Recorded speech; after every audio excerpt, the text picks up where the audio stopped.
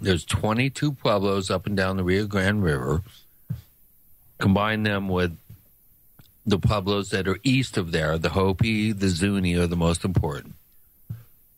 They all have a tradition of 4 sacred mountains of their world, which are the 4 sacred mountains of the 4 corners. The San Francisco peaks are probably the most important for the Navajo or Dene people, or Apache, and the Hopi and Zuni. That's right outside of Flagstaff. That's the sacred mountain of the West. The second most important one, arguably, would be up in the San Luis Valley, which is, as you mentioned, Blanca Peak.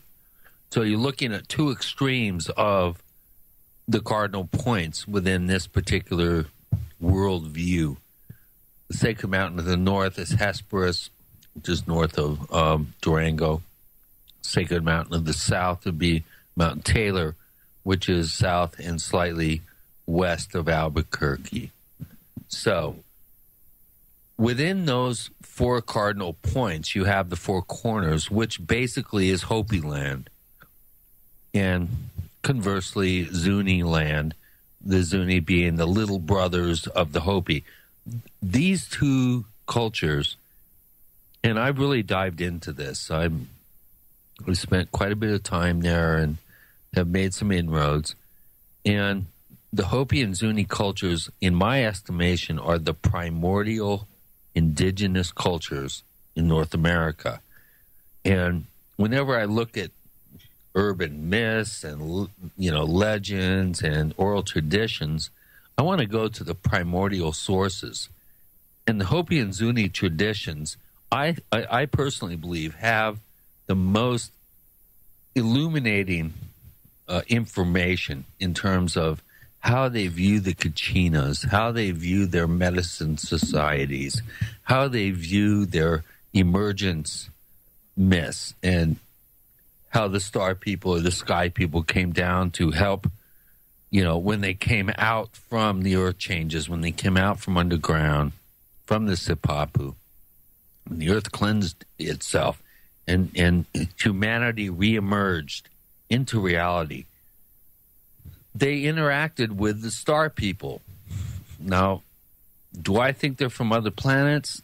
I don't know. But they interacted with some sort of intelligence that appears to be, in the oral tradition, some sort of high-tech technology going on.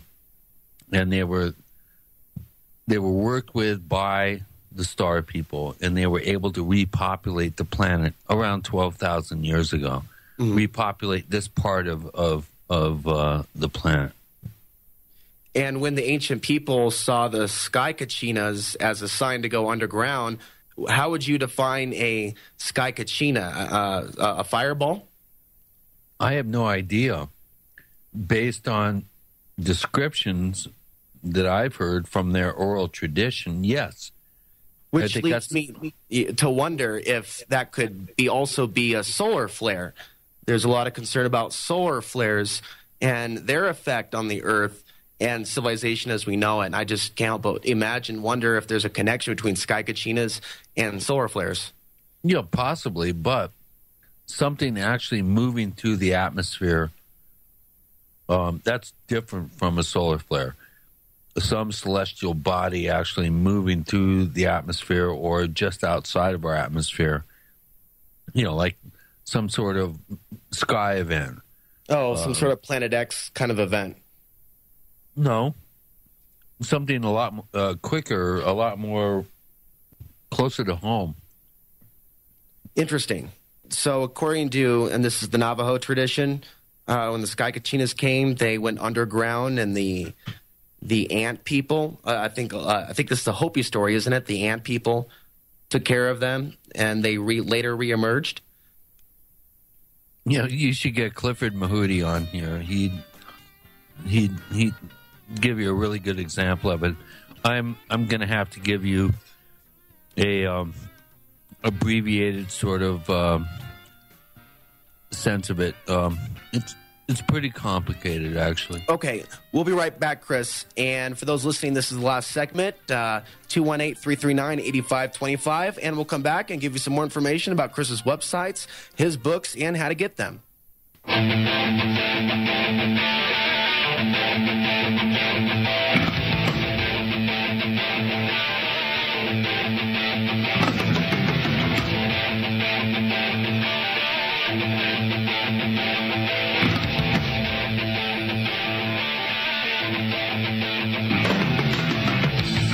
Last segment of Outside the Box Radio. I'm your host, Alex Ansary. Christopher O'Brien is our guest. Christopher, you've been working on some other investigations outside the box of the Mysterious Valley.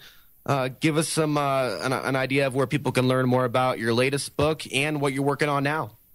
The ancient albatross, the ancient mariner, rather, had an albatross around his neck because, unfortunately, I've been involved in investigating claims of mutilated livestock. And that's a loaded term, I think, out there. But there are a certain amount of cows, horses, buffalo, sheep, pigs, other warm-blooded animals that are found in a mysteriously dead and mutilated condition. And it's been covered up, I think, by the media for the past 30 years. I've been quietly, in some sense, investigating claims of this type, over 200 cases since 1993. And I'm writing a book about it. I'm throwing all the evidence that we have against the wall, what the veterinary pathologists say, what the, crime labs say, what the law enforcement officials say, what all the true believers, the Linda Howes and, the Chuck Zukowski aliens are coming and mutilating our cattle. Take all those opinions, throw them against the wall and see what sticks. So that's my current project. And you mentioned in another interview that you're working to help the members of some of these native tribes to record their history with the use of video cameras, teaching them how to edit. I mean, it's fascinating, and I think more people should do that. Well, unfortunately, we have ancient indigenous cultures here in North America that are slowly dying. And as time goes on, they die quicker and quicker and quicker. When you go to Zuni or go to Hopi, the young kids are, have their pants down around the bottom of their asses. They're playing video games. They have their, Raiders hats on, askew on their head. Hey, how about Katy Perry's song E.T. about having sex with aliens? Isn't that great? Yeah. Well, that's awesome. So there you go. The traditional knowledge and the trainings, a lifelong training process that goes on, has been going on for hundreds, thousands of years in the Southwest. We're losing it.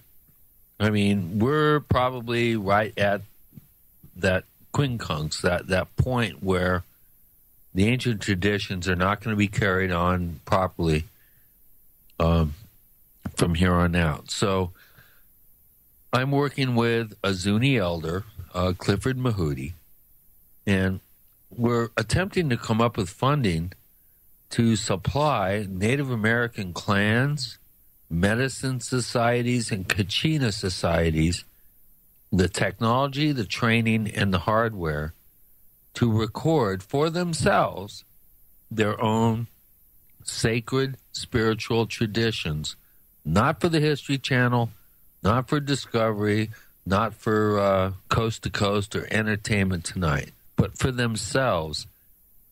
Every year that goes by, Native American communities are losing more and more of their traditional knowledge that's been passed down for eons, for generations, word of mouth.